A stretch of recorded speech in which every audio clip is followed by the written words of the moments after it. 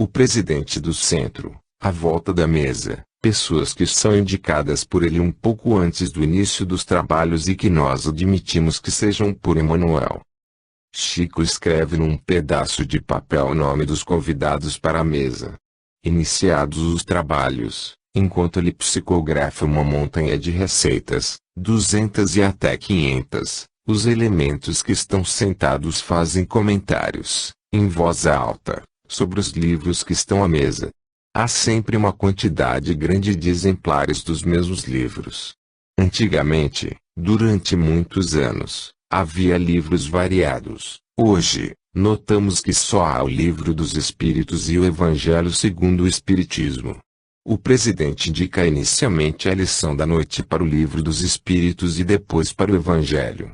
Todos abrem os livros que têm à frente nas respectivas lições, tanto num quanto no outro livro, e acompanham.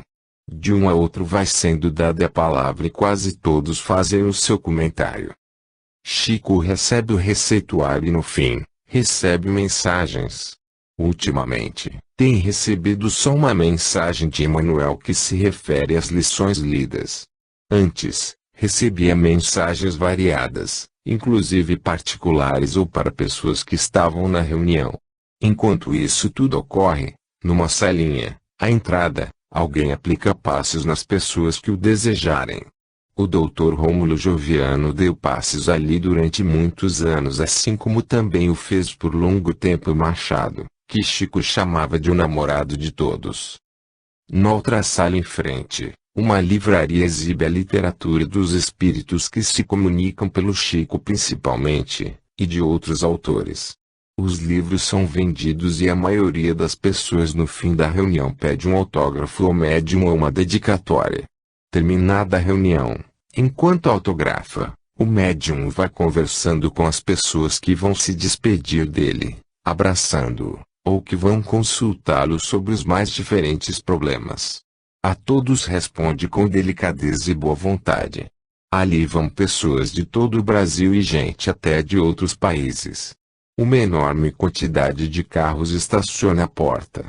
O interesse é muito grande.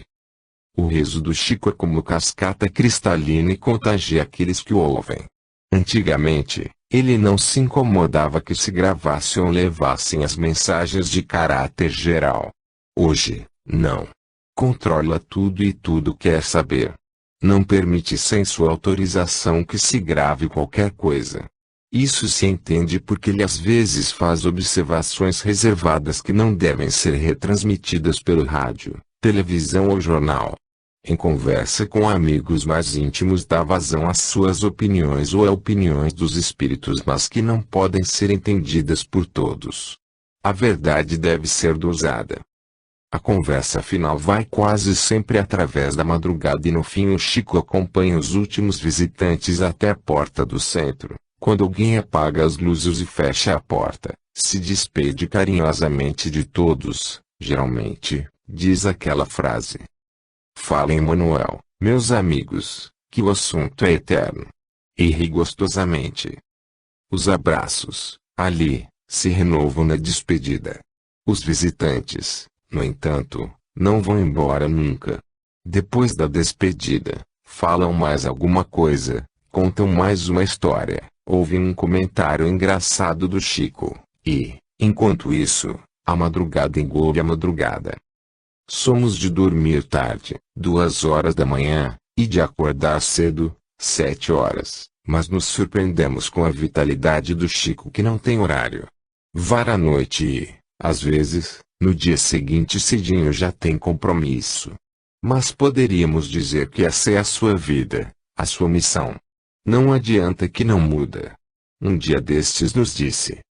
Nem eu, Raneri, nem você nunca veremos de ter sossego. Ri com ele. Eu estava justamente me preparando para ficar à toa e não fazer mais nada. Havia dito aos companheiros de viagem. Ele, no entanto, foi logo dizendo que nós não iríamos ter sossego até morrer. Quantas vezes, nós o surpreendemos cansado, com aquela multidão à volta. Exemplo de trabalho, luta, dedicação, esforço, compreensão, amor. Em seu sorriso há sempre uma mensagem de paz. E não é só aquela reunião. Há duas outras, segundo ele, por semana, para o trabalho dos livros, e uma outra não nos lembramos para que, além do sábado dedicado às peregrinações.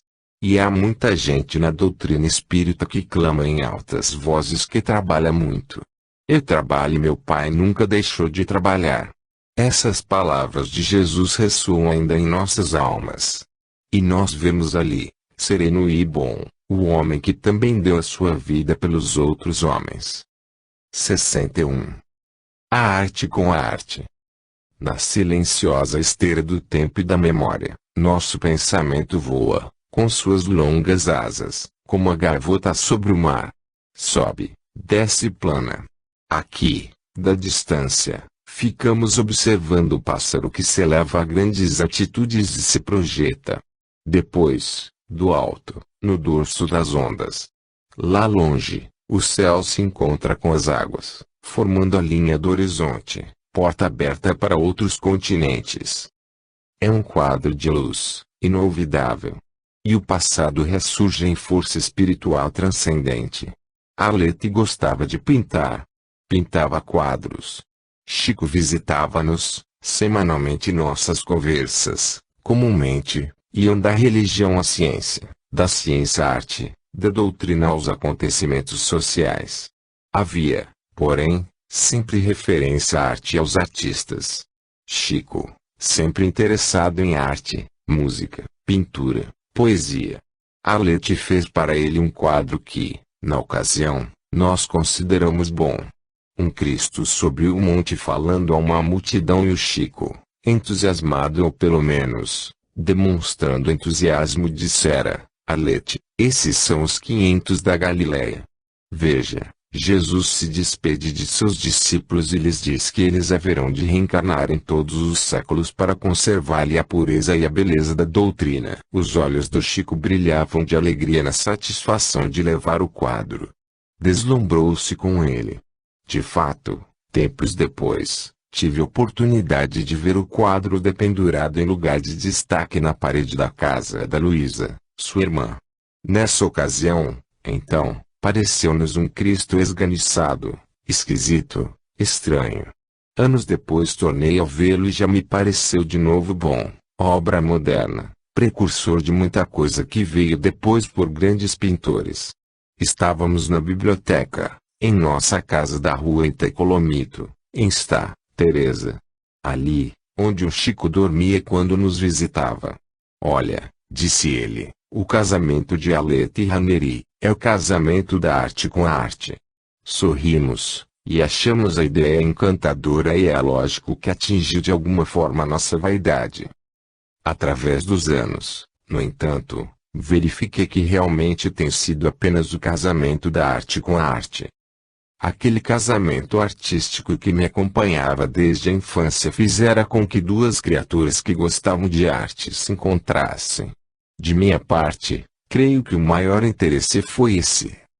Ela, com o correr do tempo, melhorou sua capacidade de pintar, e se não alcançou uma posição na arte brasileira porque não quis se dedicar de corpo e alma ao maravilhoso dom que Deus lhe deu.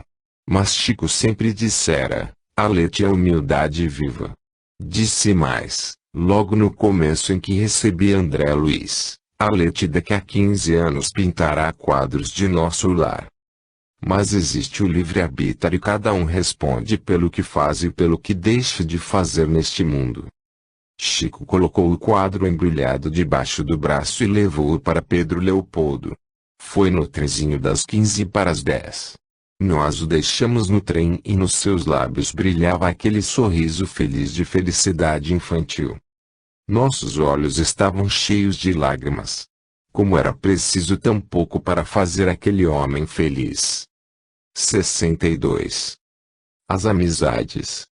Chico liga-se temporariamente a certas pessoas. No começo, descobre-as e fica eletrizado, empolgado. Visitas, cartas, cartões, reuniões, amizade profunda. De repente, sem explicação alguma, desaparece, some. O silêncio cobra distância. Durante anos, esse fato sucedeu com numerosas pessoas que se tornaram suas amigas íntimas, de permanecerem no mesmo recinto, de dormirem e comerem na mesma casa e depois, foram afastadas quase que definitivamente. Estudando essas criaturas, vendo-lhes os hábitos e o caráter, compreendemos que, de fato, com algumas houve motivos sérios de afastamento e, com outras, não, pelo menos naquele conceito comum de amizade que todos temos. Para nós uma amizade cristã se firma na eternidade. E se isso é verdadeiro, tanto mais importante e séria será a amizade neste mundo. Isso cremos, mas pode haver motivos espirituais que, provavelmente, modificarão o nosso conceito. Chico, na cronologia de nosso conhecimento, manteve amizade profunda com um moço chamado Plínio. Dizia-se em Belo Horizonte que fora a encarnação de um filho do senador Flamínio, que aparece no há 2000 anos e que por coincidência traz o mesmo nome. Ouvi falar dessa amizade, no princípio, parte por intermédio de César Burnier. Sei que por fim se desentenderam ou o Chico desapareceu. Esse rapaz me parece que era sobrinho do professor Cícero Pereira, figura muito conhecida do espiritismo de Belo Horizonte. Pelo que sei, Chico tinha razão. Manteve também uma amizade séria no começo, com o grupo da União Espírita Mineira, César Burnier, Noraldino de Melo Castro, Badicuri, Neném Aluoto, e outros, que eram espíritos que ele conhecera em França e agora reencarnados. O Badi parece que fora general francês. Os outros, não sei. Todas pessoas de responsabilidade. Sempre esteve mais ou menos em contato com Rubens Romanelli, com quem naturalmente, teria conversado longas horas através dos tempos, por ser o Rubens o espírito brilhante, elevado inteligência fulgurante, a par de possuidor de prodigioso conhecimento. Segundo informação do Chico, o Rubens fora o filho adotivo que Fernão Dias Pais Leme mandou matar porque provocou a revolta de seus homens. Clóvis Tavares manteve amizade com o Chico e mantém, como nós, até hoje, porém não sabemos a evolução dessa amizade. Provavelmente, esfriou-se com o tempo e, aquilo que era fogueira ardente, crepitante inicialmente se tornou pouco a pouco uma pequena fogueira, cujas chamas tremulam, enquanto os homens vêm se acocorar ao pé do fogo para contar histórias. Clóvis, numa de suas encarnações, foi o padre Flanagan, de renúncia me parece que o rei Clóvis, de França. Jacques Aboab, o judeu errado, como ele mesmo dizia, gozou da alegria da convivência com o Chico, cheia de intermitências. E que por fim terminou com sua morte. Era também um dos espíritos ligados ao Clóvis e ao Chico na Idade Média. João Gonçalves era companheiro nosso, cunhado do Lair, homem bom e simples. Ligara-se ao Chico, parece, quando este começara a visitar nossa casa em Está. Teresa. João era nosso vizinho, de muro. Amigo, estava sempre em nossa casa conversando, ou nós na dele. Os meninos corriam de uma casa para outra. João, quando lhe dava na cabeça, ia ver o Chico e dormia na casa dele. Não pude apreender o grau de amizade a que chegaram, mas sei que era sempre muito bem recebido pelo Chico. Alma simples, não era intelectual, nem médium, nem doutrinador. Era um homem bom que procurava outro homem bom como amigo. Também não fiquei sabendo nunca as encarnações do João que o ligariam ao Chico. Nós fomos e somos ligados a ele por laços de eternidade, segundo a sua palavra. Raneri, nossa amizade se assenta na eternidade. Foi o que disse certa vez. Depois de nós, ligou-se com Lenine, um moço de Leopoldina, do qual se desligou em breve. Carlos Cavalcanti, o Cadinhos, que de acordo com informações, foi Carlos V, deu muito trabalho ao Chico. A amizade com ele e com toda a família dele foi muito grande. A mãe possuía uma casa de fotografia na rua Tupinambás, em Belo Horizonte. Chico ia sempre lá. Algumas vezes eu o encontrei ali e até numa delas, estava o Divaldo Pereira Franco. Hospedava-se sempre em casa do Carlinhos. Chico esteve no casamento da Doti, irmã do Carlinhos, onde fez uma prece, segundo dizem. Essa foi uma daquelas amizades que exigiram um afastamento imediato do Chico, plenamente justificado. Foi ali que encontrei o grande médium à porta do prédio. Conversando com ele, falamos de Pietro Baldi. Nessa ocasião se falava muito a respeito de Pietro Baldi e dizia-se que ele era a reencarnação de Pedro, o apóstolo.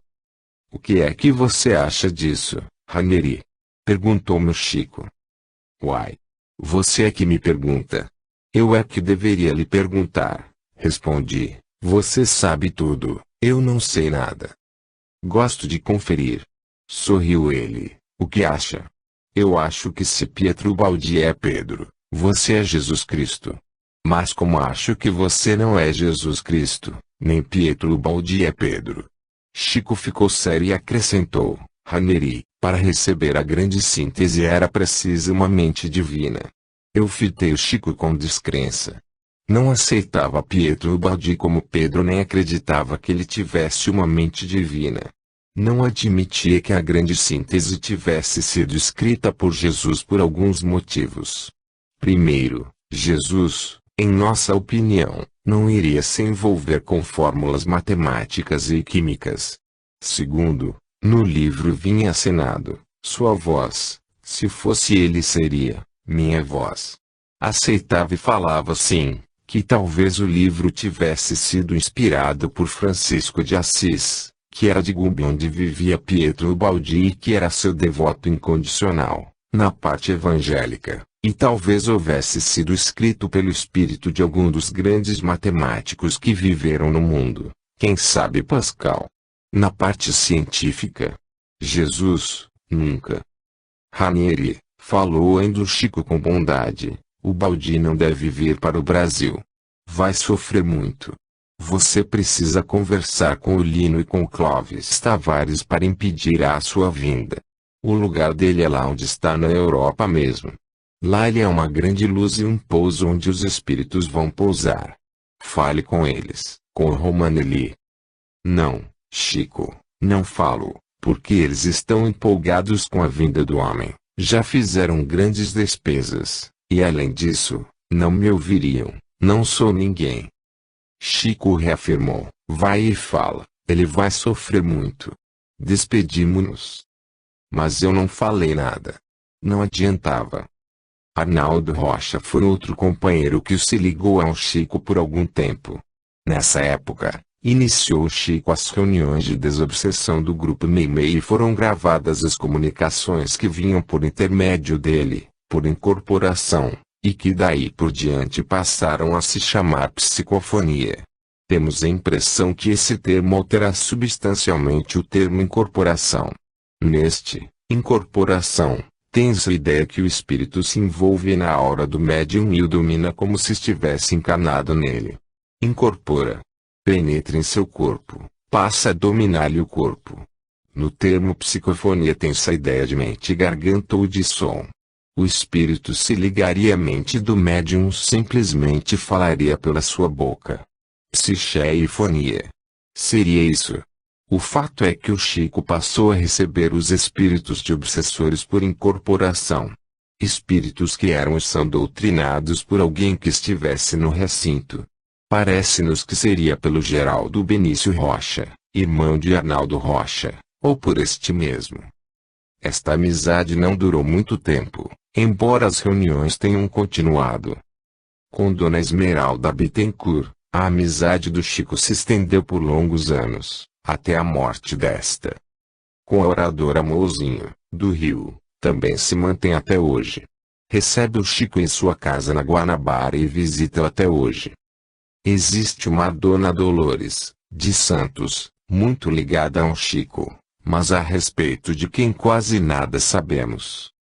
Grande foi a ligação de Chico Xavier com Valdo Vieira, chegaram a morar juntos na Comunhão Espírita Cristã de Uberaba, como dois apóstolos que se unissem para servir o povo. Segundo todas as informações que recebemos, Valdo era uma criatura excepcional e um bom médium. A ruptura, porém, é bastante conhecida e sabe-se que houve motivos realmente sérios para isso. Fernando, um moço, conheceu Chico de maneira singular. Chico estava à porta de um hotel em Poços de Caldas. Fernando passou e Chico chamou e começou espontaneamente a orientá-lo. O rapaz estava às portas do suicídio e Chico salvou-o. O fogo inicial da amizade extinguiu-se, mas a amizade continua. Quando se conheceram, Chico escreveu, e a vida continua, de André Luiz. Há outras amizades, com homens e com mulheres. Essas, no entanto, foram as mais conhecidas. Chico tem muitos amigos em São Paulo, todavia, não dispomos de dados para melhores esclarecimentos. Sabemos da grande amizade que o une ao Gonçalves e que o ligou ao Sampaio. Não conhecemos, porém, detalhes. Assim como o beija-flor que vem pressuroso buscar o pólen das flores e depois se afasta velozmente, Chico também se aproxima feliz, contempla-nos, por um momento, e, após, se afasta. Às vezes passa de novo por nós, mas não será mais o mesmo. Detém-se por um minuto apenas. Essa atitude sua para muitos é inexplicável e causa sofrimentos. O que acontece é que os espíritas são profundamente respeitosos e veem na mediunidade do Chico um dom divino e em sua figura, uma figura celestial. Daí, calam no coração as suas dores e os seus sofrimentos. Eu, contudo, passei a estudá-lo também sob esses ângulos. Compreendo muita coisa que os outros não compreendem e felizmente tenho a ajudar-nos a nossa mediunidade. Creio firmemente em meu coração que Chico é espírito elevado, superior, que veio a este mundo com uma missão profundamente cristã e universal e não pode, na intimidade de sua alma, ser totalmente compreendido. Ele se guia por forças que ele mesmo desconhece e os seus passos são conduzidos pela espiritualidade superior. Por outro lado, admitimos que tenha, como todos nós, fraquezas e fragilidades, que é um homem que sofre o que nós sofremos, a quem também é permitido o uso do livre-arbítrio. Poderá errar e poderá falhar. Não é infalível e não é papa de nada. Isso não o impede de, em relação a nós, a nossa evolução, ser considerado um santo. A sua santidade, ou pureza está em relação à nossa impureza ou inferioridade. Diante de nós, ele é um santo. Comparado conosco, ele é um santo. Apenas isso. Santo no sentido de bom, de menos impuro, de menos inferior. Mas falha, erra e até pode cair. Um fato, porém, é mais do que verdadeiro. Sempre colocou Deus, Jesus e a doutrina acima de todas as coisas. Há, ao nosso ver, diversas hipóteses para o fato.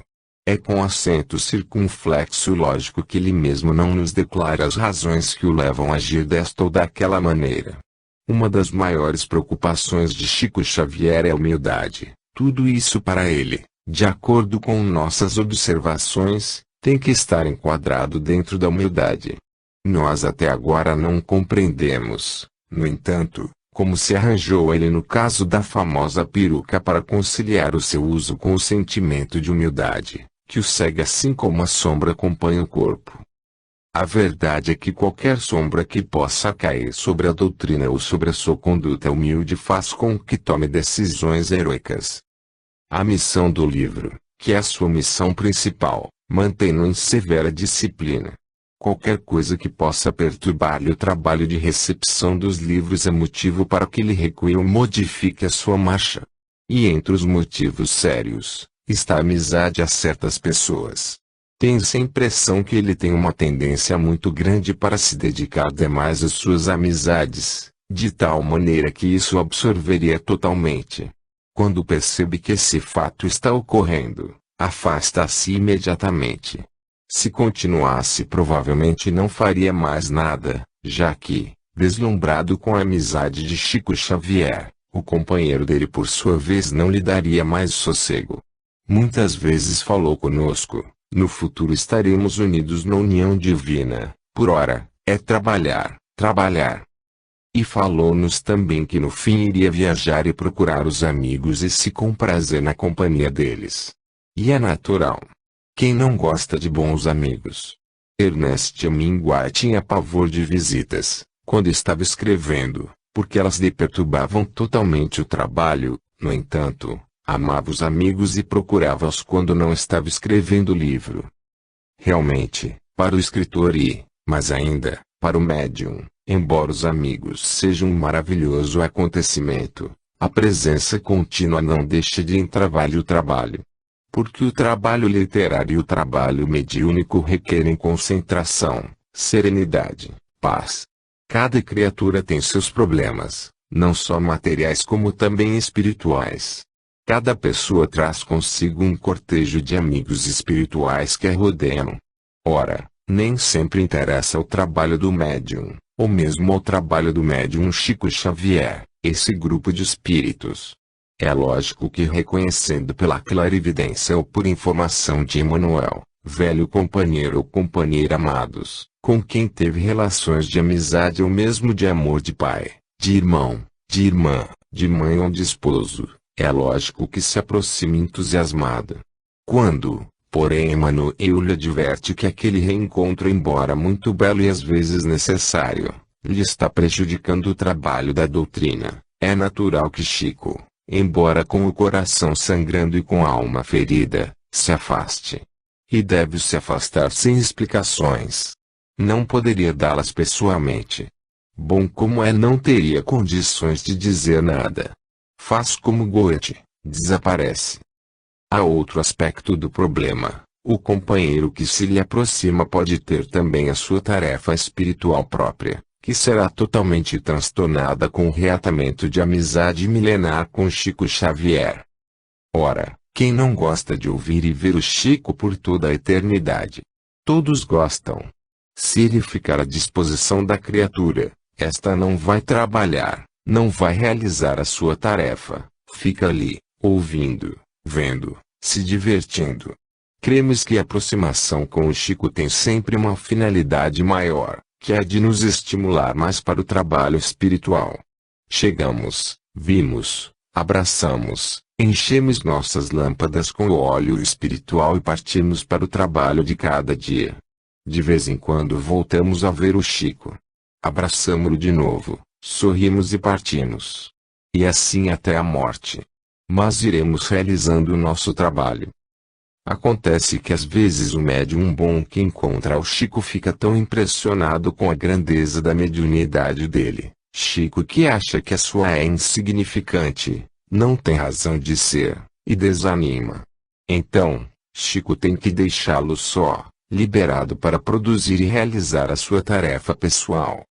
Por outro lado, temos observado que sempre que o Chico se liga a alguém, realiza uma obra especial. Por exemplo, em nosso caso, durante o período mais cruciante da nossa amizade, ele escreveu 3 livros: Libertação, Jesus no Lar e Ave Cristo. Esses livros podem ter sido publicados depois, 1 ou 2 ou mais anos, mas foram escritos naquele período de nossa amizade.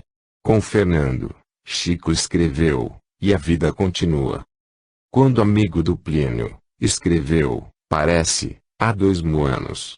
E 50 anos depois. Nota-se que há sempre uma relação de trabalho mediúnico. Temos a impressão que as pessoas que se lhe aproximam têm relação direta com a história escrita por ele ou com personagens dessas histórias. A aproximação facilita o trabalho. As vibrações dessas criaturas ajudam-no a escrever o livro ou os livros. Terminado o trabalho, ele se afasta. Mas enquanto dura a necessidade da obra, Chico está fascinado pelos seus amigos ou encantado com eles. É o motivo espiritual que o anima. Às vezes, aquelas pessoas foram em existências anteriores, os personagens do romance.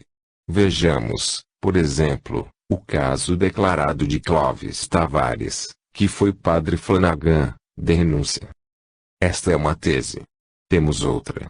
Determinadas criaturas são chamadas por algum tempo para lhe fornecerem vibrações para escrever certa obra ou trabalho. São como bujões de gás para o fogão ou como lenha para o fogo.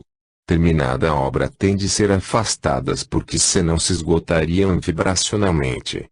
Chico absorver-lhes as energias, mas não pode ir além de um certo limite.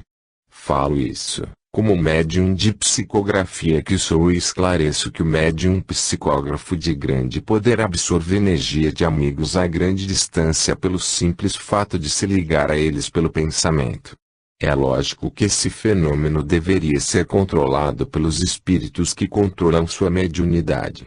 Esse combustível lhes permite trabalhar normalmente, mas para o caso de obras determinadas, assim como histórias e romances, de maior fôlego, há necessidade de mais combustível. Ora, entende-se que é um fenômeno provisório. Estamos numa situação de trabalho espiritual. Prestamos nossa colaboração e vamos embora. Assim, também, se entende que 2 ou 3 bons médiuns de psicografia que tenham missão ou tarefa especial não possam e não devam ficar permanentemente juntos. Um poderia anular a atividade do outro.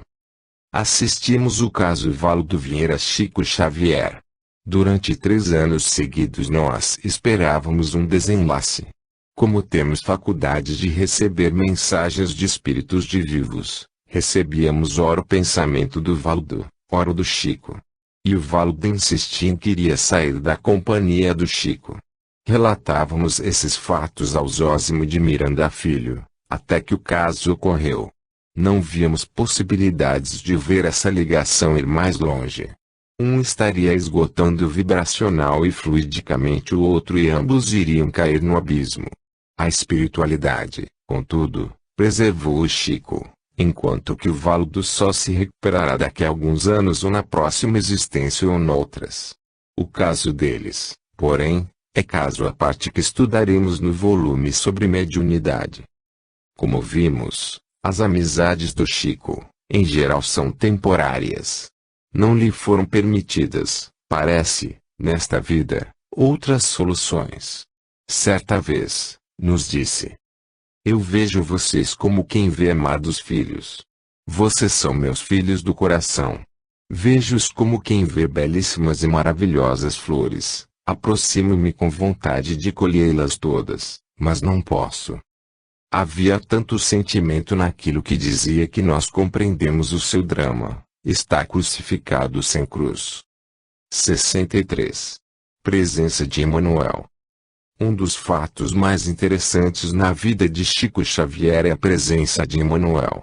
Chico relata que a primeira vez que Emmanuel lhe apareceu na forma de um velhinho de cabelos brancos foi em 1931. Esse 1931 é um ano importante para o mundo. Vemos o aparecimento de Emmanuel e com ele a mediunidade disciplinada e o início de uma grande luta e missão de Chico Xavier.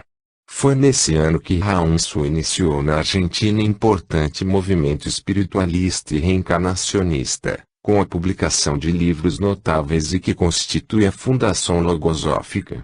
Criou a Logosofia, movimento paralelo ao Espiritismo e que provavelmente dará no futuro seus mais doces frutos. Sabemos que o Espiritismo não tem grandes possibilidades de desenvolvimento na Argentina, por agora. Entra através de alguns livros. Associações não encontram ambiente, parece que nem o governo permite. Raul Su assim há uma possibilidade quanto à reencarnação. Em 1931, Pietro Baldi começou a escrever sua obra. E cremos nós que nesse ano outros fatos importantes no campo espiritualista ocorreram. Pois bem, nesse 1931, apareceu, oficialmente, Emmanuel. Daí para cá, parece que sua presença ao lado de Chico é quase permanente. É o orientador principal, o chefe da embaixada, se assim se pode dizer. Há outros espíritos que estão também diuturnamente com o Chico. Um deles é Bezerra de Menezes, que chefia a equipe médica. A extensão da influência de Bezerra nos trabalhos do Chico é muito grande, quase tão grande e importante quanto a de Emmanuel. Mas Emanuel durante muitos anos governou Chico ditatorialmente. O médium não fazia nada sem o controle de Emanuel. Assim, muitas vezes, convidado, saía para uma festa e em meio do caminho lhe aparecia Emanuel que lhe perguntava a Chico: aonde é que você vai? Ah, vou a uma festa, fui convidado. Você não acha melhor, Chico, ir cuidar da multidão de enfermos que nos espera, do que festejar? Surpreendido e envergonhado, Chico retornava ao trabalho. E foi assim. Qualquer atitude que tomasse que prejudicasse o andamento dos serviços da doutrina, encontrava Emanuel pela frente. E Chico desistia sempre. Voltava atrás, retornava à tarefa mediúnica. Graças a essa disciplina, conseguiu ele realizar sua grande obra. Sabemos que Emanuel controla as mensagens que Chico recebe, especialmente as dos outros espíritos. Quando são transmitidas sem o seu conhecimento, ele estuda e às vezes autoriza a publicação, às vezes nega. Manda o Chico destruir, como naquele caso da mensagem sobre a carne escrita por Humberto de Campos. Humberto escreveu a mensagem pelo Chico condenando a ingerência de carne pelo homem, a matança do gado, etc. etc. Emanuel posteriormente leu a mensagem e mandou que fosse destruída porque a época não era oportuna. Havia muitos espíritas e muita gente que dependia do gado na terra e que entraria em grande confusão mental. Gente que trabalhava nos frigoríficos, gente que criava o gado para sustento do mundo e além disso, a humanidade em massa não estava em condições de deixar de comer carne. Os pobres, especialmente, não dispunham de recursos para substituir a carne por ovos, queijos e outros alimentos que custam caro. Com isso lá se foi o Humberto de Campos e a sua mensagem. Emanuel é, em serviço, de extrema rigidez. Exige disciplina, horário, etc. Não arreda pé de suas responsabilidades, apesar de defender a tese das almas gêmeas e escrever romances de profundo amor e ter sempre demonstrado através de muitas vidas, imensa humildade. Dessa disciplina férrea e desse amor profundo nasceu o médium Chico Xavier. Às vezes, o Chico está conversando com alguém, animado, e instintivamente, entra num campo de considerações ou de revelações e, de repente, muda de assunto. O ouvinte, não compreendendo bem o que está acontecendo, pergunta, por que mudou ele de assunto? O que há? Chico sorri e também não diz nada ou dá uma desculpa qualquer. Geralmente, é Emanuel que interfere e impede que a revelação prossiga por ser intempestiva, fora de oportunidade ou inconveniente. Aqueles que aprenderam a conhecer Chico durante algum tempo percebem essas coisas, essas mudanças assim como percebem quando é algum espírito que fala diretamente por ele. Emanuel é facilmente identificável. A linguagem, a entonação de voz, e o assunto. André Luiz também não é difícil. O que ocorre é que quando Chico fala mediunizado, mais de um espírito deve estar junto dele. A presença de Emanuel é na realidade um dos fatos mais impressionantes da vida de Chico Xavier. Há mais de 40 anos é o amigo, o pai, o irmão, o companheiro do médium. Lado a lado como irmãos siameses. Plenamente identificados e sintonizados um com o outro, mente a mente. Esta vida a dois é interessante porque mostra a colaboração entre os dois mundos, o visível e o invisível. Poderíamos dizer como disse André Luiz num de seus livros, a dupla em serviço. A teoria dos anjos da guarda nos vem à mente. Emanuel não seria o anjo da guarda do Chico, mas funciona como se fosse. Cremos que a sua missão seja eminentemente técnica, apesar dos laços de amor que possam ligá-los. Emanuel deve estar à frente de enorme falange de cooperadores espirituais, que agem em diversos setores no Brasil e no mundo, e que tem também o Chico como centro desse movimento. Cientes de suas tarefas, ambos se entregaram de alma e coração ao serviço de Jesus. E prosseguirão assim por muitos séculos. 64. Semelhanças entre médium e espírito guia. Há alguns anos, escrevemos um artigo, que foi publicado nos jornais espíritas, no qual falávamos da semelhança entre a fisionomia do médium, geralmente, e o espírito que o controlava ou guia espiritual como é chamado no Brasil. E dizíamos que Emmanuel pintado por Delpino apresenta os traços fundamentais de Chico Xavier. Não o Chico atual, magro, que caminha ao encontro da figura venerada do Gandhi. A magreza do Gandhi em breve se parecerá com a magreza do Chico. Mas o Chico já foi gordo, gordo fora do comum. Surpreende-nos agora vê-lo tão magro. Parece, no entanto, que perdeu peso, mais de 15 quilos nos últimos tempos, em decorrência de regime. A gordura estava agravando sua enfermidade, pois houve época em que o esteve doente, fazendo operações, etc. No momento, como nos disse, está bem, se sente bem. Há um retrato dele, ainda jovem, com a mão debaixo do queixo, cujos traços se parecem muito com os de Emmanuel. Para confirmar nossa tese, lembrávamos que também o guia espiritual do médium mineiro Pedro Machado, se parecia muito com ele, e era uma figura de mulher, Fenárita, mãe de Sócrates. Os traços de Fenárita e de Pedrinho são os mesmos. Acreditamos que a longa permanência do espírito ao lado do médium facilite a aproximação das fisionomias.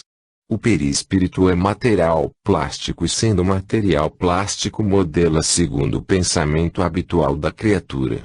O corpo resistirá, mas apesar disso, sofrerá a influência do perispírito que o interpenetra. Há também a possibilidade de serem médium e espírito guia, espíritos pertencentes à mesma família espiritual e isto na realidade tem de ser, e ferem em outras vidas pertencido às mesmas famílias carnais. No caso do Chico, sabemos que em muitas vidas foi filha de Emmanuel. Em há 2000 anos foi Flávia. No Ave, Cristo, foi a filha de Basílio. E assim por diante. Nós admitimos todos esses elementos e aceitamos a tese da semelhança pela aproximação dos perispíritos e pela constante recepção do pensamento espiritual. Anotamos esses fatos como contribuição para o futuro. A mediunidade de Chico Xavier será sempre estudada, por mais de um século depois de sua morte e a sua figura atravessará os tempos na memória dos homens como a de um apóstolo que viveu entre nós. 65. O Abismo. Saíra o livro O Abismo. Muita celeuma. Comentários na Rádio do Rio de Janeiro. Mesa redonda. Aplausos. Condenação. Entusiasmo. Reprovação. O caos e a harmonia. O céu e o inferno. Uns contra, outros a favor. Nós, como sempre, com a nossa consciência tranquila. A mediunidade é assim mesmo. Uns exigem que o médium seja inconsciente, outros, que ele seja burro e analfabeto, mas outros, que não seja intelectual. Enfim, o médium consciente de seus deveres recebe as mensagens e entrega-as à multidão que as julgará. Pela árvore se conhece o fruto. Se for boa dará bons frutos, se for má, dará maus frutos. Os frutos provam a qualidade da árvore. Certos de que nada somos, manteremos a serenidade daqueles que cumpriram fielmente o seu dever. Em Poços de Caldas, Chico Xavier. Na época da publicação do livro estava disposto a sair de Uberaba. Alguns problemas. Começou a visitar Poços de Caldas. Sua alma pendia entre Poços de Caldas e Petrópolis. Em ambas as cidades, havia bons companheiros. Por fim, Uberaba percebendo, talvez, que o Chico pretendia deixá-la, deu-lhe um título de cidadão e demonstrou-lhe o seu imenso amor. As ruas à volta da Comunhão Espírita Cristã foram asfaltadas. O próprio prefeito procurou e a esposa superintendeu a construção do jardim da Casa dos Velhos, ao lado da Comunhão. Chico ficou. Qual o coração que não ficaria? Chico apareceu, porém, um dia, em Poços, com um exemplar já bem lido e relido de O Abismo. Fernando, Aureliano, outros companheiros rodearam-no. Uai, Chico, está lendo esse livro? O que acha dele? Infelizmente, tudo que está escrito aqui é verdade, respondeu. Certa surpresa. Ele, todavia, acrescentou, olha, vou contar um caso para vocês. Um dia destes, entrei em desprendimento. André Luiz veio me buscar. Tirou-me do corpo e disse-me, agora, me acompanhe, vamos entrar terra dentro. Começamos a descer. Penetramos na terra. Logo depois, paramos à beira de um lago que parecia de petróleo. Olhe bem esse lodo, disse André. Olhei e vi dois olhos que me olhavam de dentro daquela lama. Parecia um crocodilo com cara de mulher. Olhei mais e aquele ser saltou para mim. Eu o recebi numa espécie de lençol alvíssimo e o acolhi com amor em meus braços como a mãe acolhe o filho amado. Chico parou de falar. Os companheiros empolgados seguiam a narrativa. Chegara uma pessoa que talvez não estivesse em condições de saber aquelas coisas. Seu Chico mudou de conversa. Seria interessante saber o fim dessa história e conhecer muitas outras que, com ele ocorreram, espiritualmente, no seio da terra. Suponho que fatos e seres muito mais sérios do que aqueles que aparecem no abismo apareceriam e seria outra notável contribuição de sua mediunidade para a doutrina. A humanidade marcha, contudo. Sob os seus pés, milhares de seres gemem, choram e sofrem. Haverá o ranger de dentes. Ninguém sairá de lá enquanto não pagar o último ceitil. Estas palavras de Jesus ressoam como palavras de vida eterna. 66. As peregrinações. A fraternidade em Belo Horizonte trabalhava em favor da pobreza num ritmo de amor intensivo. Os moços, entusiasmados, com Edgar à frente e outros, haviam iniciado um movimento diferente aos sábados, visitar aos pobres e necessitados debaixo das pontes e dos viadutos, e nos lugares miseráveis e difíceis onde se encontravam.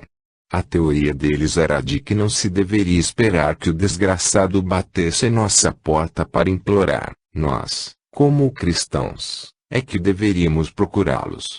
A teoria era revolucionária e vinha de certa forma causar um impacto no meio ambiente espírita. Passaram a ser criticados pelos que não os compreendiam. Logo depois, Chico Xavier iniciava em Pedro Leopoldo as suas peregrinações. Não sei de onde partiu a ideia primeiro, mas os fatos ocorreram na mesma ocasião. Alegrou-nos saber que o Chico fazia o que a fraternidade realizava e vice-versa. A confirmação de que estávamos certos era bom.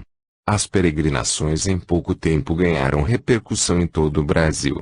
A ideia, evidentemente, era dos espíritos superiores. Ouvíamos falar de longe, das peregrinações. E fomos ver as peregrinações por uma estranha mas natural associação de ideias. Lembrava-nos Francisco de Assis, o pobrezinho. A mendicância de porta em porta e a redistribuição depois, aos pobres. Recordava-nos, também, Buda, o sublime. Esmolando-o com seus companheiros e atendendo à pobreza. Queríamos ver de perto as peregrinações. Chegamos, relativamente cedo, a comunhão de Uberaba. Chico já se transferira para Uberaba. Motivos sérios, orientação espiritual, o haviam conduzido à cidade do gado. Terra do zebu, onde dizem que os fazendeiros são milionários. À volta do centro, porém, nós só vimos pobreza e miséria. Centenas de crianças que corriam como pequenos pássaros para tomar a sopa que o Chico dá. Recebe ele, também, a cooperação de alguns, aliado ao esforço de seus companheiros da comunhão, e distribui com todos. Os tempos modernos, a técnica diferente, no fundo, a mesma coisa. Receber dos que têm e dar aos que não têm. Francisco de Assis, Buda, Jesus. A criançada vinha comer. Nas ruas, mendigos a todo momento. Gente pobre, gente abandonada. Gente sem rumo. Por toda parte, mulheres perdidas. Uma cidade viva onde há muitos bancos, comércio ativo, movimento intensivo, mas onde o vício parece se esconder e a miséria tenta se exibir. Retrato, talvez, do Brasil. Às 13h pouco da tarde, no entanto, Chico apareceu. Conversou conosco, abraçou-nos e aos amigos que nos acompanhavam. Contou casos interessantes, muitos dos quais gravamos. Muito riso, muita alegria. As crianças à mesa. Às 6h30, começaremos a nos preparar para as peregrinações. Disse ele. Vi que havia gente de São Paulo, do Rio, de fora. Na hora marcada, lá estava ele. O povo, em multidão, enfileirava-se na porta do centro, que não demorou a abrir. Veio, abraçou uns e outros, sorriu, conversou logo depois, saia, de braço conosco e outros companheiros. Há muito não víamos o Chico e aquele gesto de atrair-nos, fez bem à nossa alma. Percorremos as ruas do bairro. Pequena multidão atrás. Chico ia parando. À porta de uma casa, cumprimentava os donos, gente humilde, beijava-lhes as mãos, abria um livro e lia uma página. Uma criança declamava para ele um pequeno poema ou uma canção. Crianças muito pequenas. Algumas de 3 anos, 4. A vozinha maluca ou carinhosa ressoava na rua deserta onde só o grupo do Chico aparecia. Logo depois, um rapaz com um lampião nos ombros saiu à frente clareando o caminho. Seguimos atrás, de novo arrastado pelo Chico que conversava conosco, dizia coisas, ouvia outras, ria, comentava, orientava. Cada um queria chegar mais perto dele, sentir o seu calor, respirar-lhe a presença. Mas era uma disputa educada, silenciosa, que se passava mais dentro do coração. Chico simples, Chico quase mendigo, arrastava os pés na rua de terra e ia como um rei distribuindo as maiores riquezas da terra. Lembrei-me de Jesus quando disse: muitos reis e príncipes da terra virão e desejarão ter vistura só dia do Filho do Homem, mas não o conseguirão. Chico também ali estava. Quantos no futuro lamentarão não terem vivido junto com ele nem tê-lo conhecido vivo? Os poderosos e os grandes virão também em romaria aos lugares onde ele esteve e falarão do seu amor às criaturas e da sua humildade. Outros exaltarão a sua pobreza e dirão de suas palavras inspiradas. E haverá aqueles que clamarão que um anjo do Senhor esteve entre os homens. Lembrei-me dos magnatas e dos homens de negócio, dos presidentes de repúblicas e dos governadores e vi que nenhum era maior que ele. Mas os seus sapatos velhos se arrastavam no pó e na noite silenciosa. Um coro de crianças, um punhado de pobres e de idealistas dançava à sua volta e cantava-lhe a sua canção. E os pequeninos o chamavam de tio Chico, amorosamente, e lhe davam pequenos ramalhetes de flores, que ele agradecia com uma palavra de ternura. Alguém disfarçadamente entregava um envelope com dinheiro ao dono da casa. Só os mais astutos, como nós, percebiam. Um rapaz de cor já passara na frente e deixara mantimento que conduzia num saco. A voz do Chico às vezes era cansada. Parecia que o peso do mundo inteiro estava sobre os seus ombros e que a humanidade sofredora clamava por ele. Seu coração estava cheio de Jesus Cristo e Francisco de Assis, o santo, provavelmente o acompanhava. Parecia-me ver os dois conversar no silêncio da caridade. E eu, que sou um pecador, estava a seu lado, sentia-lhe o calor e o hálito, ouvia suas palavras e me comovia. Lamentava não ter realizado nada de bom neste mundo e compreendia o quanto ainda era miserável e insensível. Quem era eu para travar-lhe o braço e acompanhá-lo, lado a lado, como um irmão? Ele, porém, sorria para mim. Talvez compreendesse os meus pensamentos e lesse no fundo da minha alma. Outras vezes apertava meu braço com sua mão delicada num gesto de compreensão e solidariedade. Duro é para um homem compreender a sua inferioridade e lembrar-se dos seus pecados. Na presença dos santos nós nos tornamos menores e percebemos que na realidade estamos nus. Não temos, no entanto, A coragem de nos afastarmos deles e nos escondermos numa furna. Cobrir a cabeça com saco e cinza e clamar a Deus para lavar os nossos pecados. Ficamos ali, quietos e pensativos, ou, então, embevecidos levados pela turba. Era assim a vida do Chico. Acuado pelas multidões, pelos pobres, pelos enfermos, pelos desorientados, pelos loucos e também pelos amigos e pelos bons. Na verdade, o mundo pouco sabia a respeito dele. Provavelmente, no segredo de sua alma, teria os seus sofrimentos, as suas dores e as suas alegrias. Fora do mundo, pela evolução do espírito; dentro do mundo, pelo amor às criaturas. Mais tarde, retornamos ao centro. Bater-lhe de porta em porta. Numa casa, estava uma mulher paralítica que visitou. Todos entraram com ele, apertados, atabalhoados, espremidos, na ânsia de estar juntos, de ver, de ouvir, de sentir. E uma voz mansa falava no silêncio, porque a algazarra serenava, e todos ouviam como crianças que ouvem o mestre. Lia Emanuel, André Luiz, Albino Teixeira, Casimiro, e outros, muitos outros. O livro aberto ao acaso caia na página que interessava a todos.